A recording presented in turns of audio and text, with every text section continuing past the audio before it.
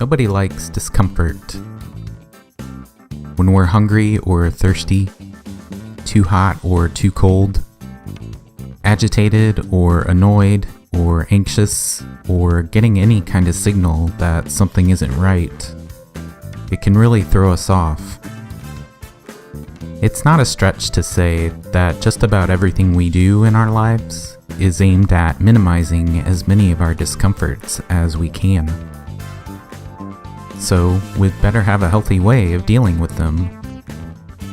Discomfort is our body's early warning detection system.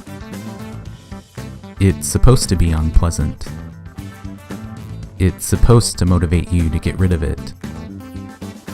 If it steers you away from injury, illness, or any other kind of harmful situation, then it's doing its job. Unfortunately, most people deal with discomfort in one of two ways, and neither of them are healthy. Most people don't question their discomforts. They just react to them, regardless of whether or not they're pointing to any real danger.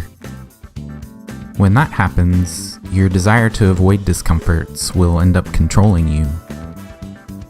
You'll never feel content.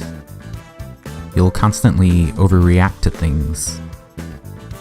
Even if you're affluent and comfortable and well-fed and well-cared for, you'll still feel like a hot mess. You might even fool yourself into cruelly believing that purging your life of your few remaining discomforts is more important than addressing the far greater hardships afflicting billions of people around the world.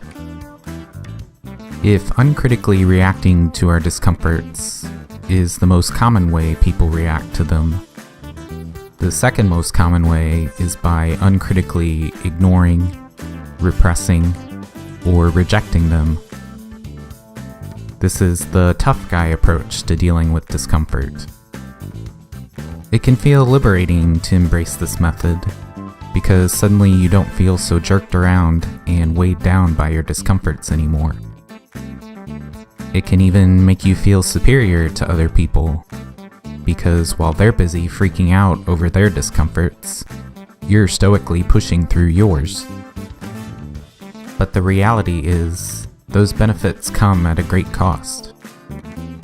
Deactivating your brain's early warning detection system means you won't overreact to false alarms, but it means you'll underreact to real concerns that genuinely deserve your attention. Sooner or later, you're going to end up hurting yourself or someone else because you failed to pay attention to something you should have. Because something you should have seen coming a mile away managed to sneak up on you. What's the healthiest way to deal with discomforts? On a case-by-case basis. Discomfort is a fact of life. It's our sometimes helpful, sometimes misleading early warning system. You need to figure out when it's really alerting you to potential harm and when it isn't. Don't let your desire to avoid discomforts dominate your life. Get in the habit, when you catch yourself feeling uncomfortable, of just taking a moment to listen to what it's trying to tell you. If it's pointing to a legitimate concern, deal with it. If it's a false alarm, let it go. It's not so hard once you get the hang of it, and then you'll get the best of both worlds. You'll be sensitive and considerate when the situation calls for it, resilient and free from worry at all other times, and you'll probably also start to feel a new appreciation for how good you really have it.